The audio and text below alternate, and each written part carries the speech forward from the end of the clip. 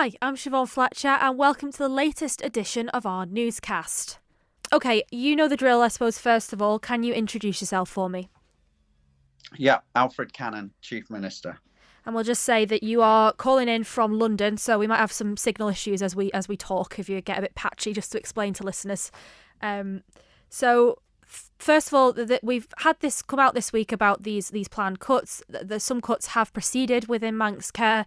I suppose we've not heard much comment from government, from the health minister, from Manx Care, basically till today. I guess first and foremost, why has that communication taken so long? Why has it taken so long for government to comment on this? Well, first of all, I think what Laurie Hooper has done, effectively leaking a withdrawn press release in the manner that he has done so, is just downright irresponsible.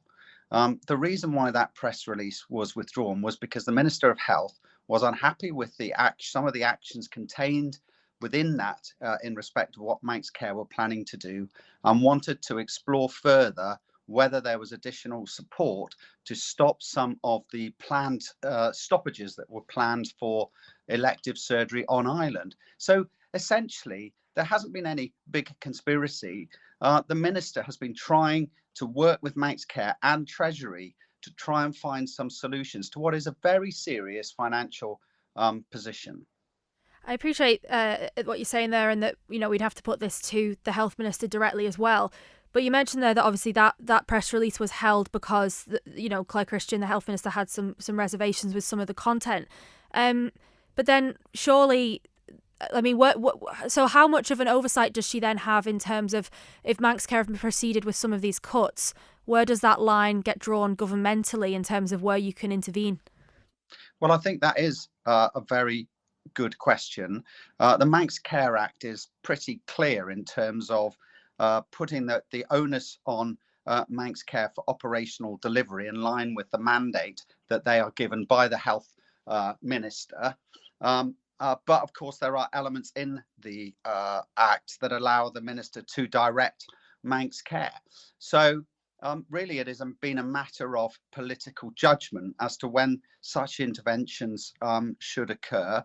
And I don't think that the minister has directed Manx Care. I think she's chosen to try and work with all parties to try and find a way forward.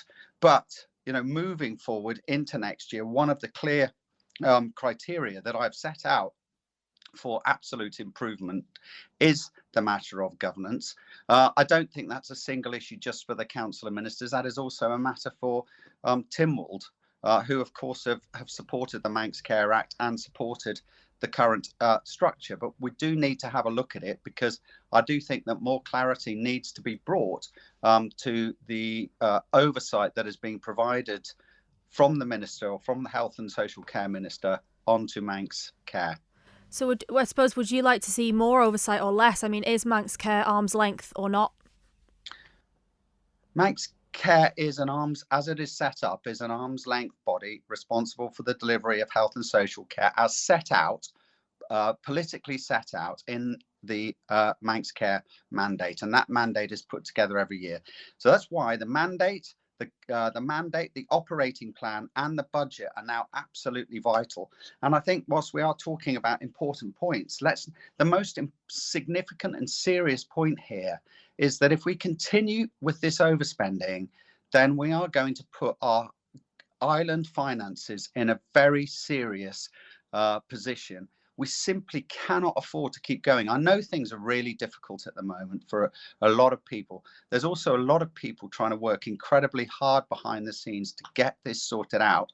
And we have to make some tough decisions at the moment. That may not be pleasing, but we have to get through this. And some of the decisions that I understand are being made by Manx Care are around efficiencies and improvements in terms of the way that patients are being looked after, and of course the value that some of those improvements can bring to the fiscal position and overall effective operating of Manx Care. So there will be some benefits from this, but it is tough. We just cannot continue to overspend, and it's really in the national interest that I and others are having to take a fairly tough line with this, because if we don't get this under control, if we can't apply ourselves to bringing the health service back into an operating model that effectively aligns with its financial allocations, then we are going to face significant difficulties into the future. And I must obviously point out, we're not facing this alone. I mean, it won't have escaped, I'm sure, your attention or attention of others that Wes Streeting and Labour are effectively facing exactly the same battle. And indeed, there have been withdrawal of service announcements even today. So, look, there is an opportunity at the moment to sort this out, and we have to try and take it. And we need to do that, obviously, giving the best care and attention that we can to island residents. And we have to allow Manx Care to make decisions about some of the planned appointments or operations in the short term, for the longer term greater interest of healthcare delivery for everybody on the island. I mean, you talk about important points there, and you mentioned at the top about Laurie Hooper leaking that embargoed press release and your sort of stance on that. But obviously, it is kind of the Isle of Man, and you know, rumours start and then they spread. You know, there's that Manx skeet situation. They'd kind of started to trickle out that patients were seeing services cut before we even had that kind of confirmation in a way from Laurie Hooper last night and from Manx Care today.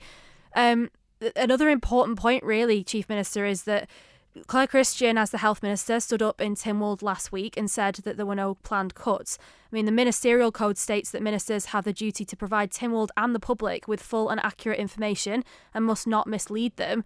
We're being told, and you know, you've alluded to there, that Manx Care and the Health Minister knew about these planned cuts, at least that they were on the table, but she told Tynwald last week there were none. Has she breached that code? And if so, would you be asking for her resignation?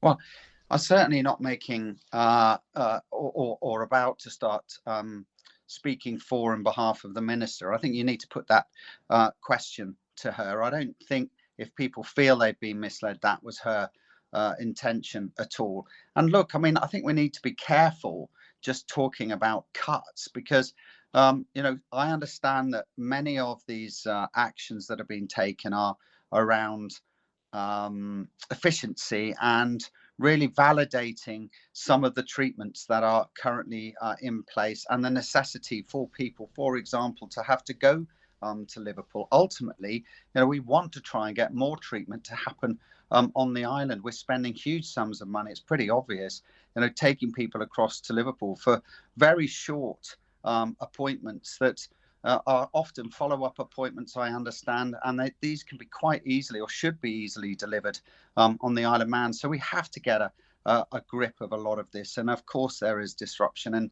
no politician wants disruption or wants people inconvenienced. But, you know, if we don't get a grip now of the situation, if we can't find the efficiencies, get the productivity up, work across Manx Care with all the professionals, the frontline professionals, to find ways to achieve and deliver the care we need within the budget that we need, then there will be very serious implications into the future. And those implications will you know, involve decisions either about taxation levels, or really downsizing and downscaling government services in other areas to pay for it. And of course, the other option, of course, is to try and get economic growth to outstrip government spending. But, you know, in the current climate, that is going to be a very, very big ask. So, look,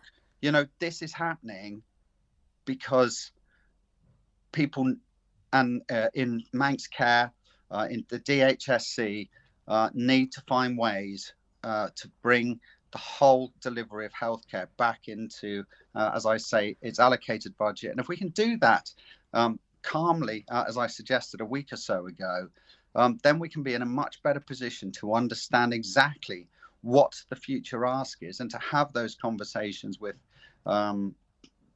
society about their levels of expectation of health delivery, and how they want to pay for it, if indeed, the costs are going to go up at such a rate that, it becomes clearly a stress and strain on government finances. So just to jump in there, are you saying that we are moving in some form towards privatisation here on the Isle of Man? No, I'm not saying that at all. First and foremost, I'm absolutely clear, right? And we've known this, the former health minister knew this at least almost a year ago, that the financial governance within Manx Care was in need of vast improvement, that there were multiple efficiencies that were capable of being delivered. And nothing has been done up until now, really, in the last couple of months since his resignation. So first and foremost, we must evidence that the system is as productive and efficient as it can be. And then we need to decide, and politically and as a society, whether that is delivering the level of healthcare that we want. And if we want more and we want greater healthcare and we want the public finances to pay for that, then of course, there are much bigger questions for us to answer. But, we need a health service that looks after everybody in society. And that's got to be our first and foremost objective.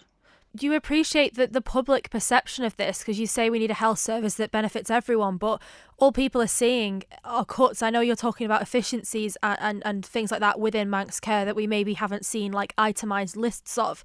But for, your average Joe on the street, they're hearing that their surgery's cancelled or their child can't go across for a follow-up at Alder Hay and things like this, just from what we've, heard today. And this hard sort of government line of we need to bring the spending under control, which I'm sure many people can also understand. But then equally, this all kind of comes out in a way which I would suggest there's a big communication void in terms of what the public were told in advance. And then next thing today, we get an announcement that, Treasury's going to help Manx Care with extra funding and reinstate some planned procedures on Ireland and things like this. So everything seems to be flip-flopping, and in the midst of all that is people who are simply seeing the procedures they've been waiting a long time for cancelled. Yeah, and I can't explain every situation. I mean, as I said, Manx Care are operationally responsible for the delivery of healthcare, but there's no flip-flopping going on, Siobhán. What's happened is Laurie Hooper has taken a 2-week-old press release that was put in the bin, and in the interim, the healthcare minister has been trying to negotiate with the Treasury minister to try and find some additional resources or to get the permission at least for Manx Care to continue to add to their already significant overspend bill. And it has taken her a week or so to get to that position. That meeting with Treasury, I understand, took place yesterday.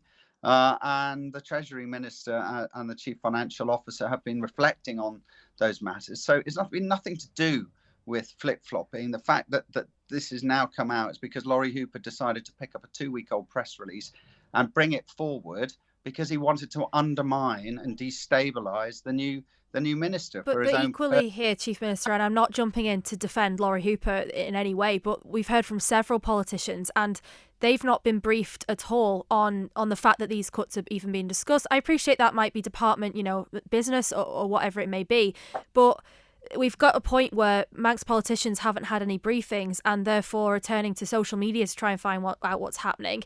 Even, did you not think even in terms of this communication that I'm talking about, that our elected officials should at least know kind of what's going on. So when their constituents are coming to them with questions, they know at least something or can say, the conversations are happening. But there just seems to be a complete lack of communication. I mean, we don't have to open conversations about transparency because, like I say, this could be all departmental business. But for like I say, the average Joe on the street who doesn't know what's happening and they're turning to their politicians and then their politicians don't know, it just seems sort of madness then that it does take things like an outdated press release to be dropped on the internet by an MHK for this to all be sort of brought out into the open. Well, there would have been a statement on Tuesday, but the minister was ill, and that statement has been rolled forward. And look, I guess in all these situations, there's always need for proper communications. And clearly, the minister has been dealing with it with a huge amount. And I will be picking up in terms of how things are being communicated out to the public. But it's not always entirely clear. And we're also, running the risk. We're going to try and micromanage every single aspect of what is happening operationally within Manx Care, within the NHS. But look, there's always room for improvements. And I guess we need to answer those questions as to why it had taken so long, particularly perhaps to get some of the detail out. But I have explained the situation that the minister was also ill. Unfortunately in Keys, and was due to give a statement, but was also still negotiating with the Treasury around some funding or rather continued spending options in order to try and protect some of the localised services, the elective surgeries that Manx Care also had under review. I suppose, I can't keep you all day, but I suppose finally then, another question that people rightly have is, Claire Christian isn't very well on Tuesday and isn't at this sitting, but, why could a member of her department not get up and give that, a statement just to say things are ongoing? Why could yourself not do that? Because that's not out of the ordinary that a member speaks for the minister. Look, Claire fell ill literally, that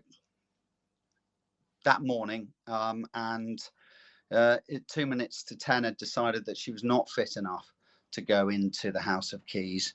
My understanding of the situation was that was put to the mover of the question and agreed that actually the minister should give the statement. I think that all that would have happened was that people who were not as involved as the minister were going to face a barrage of questions that they probably wouldn't have been able to answer, and I'm not sure how much progress would have been made. Thank you for making it to the end of the Manx Radio Newscast. You are obviously someone with exquisite taste. May I politely suggest you might want to subscribe to this and a wide range of Manx Radio podcasts at your favourite podcast provider, so our best bits will magically appear on your smartphone. Thank you.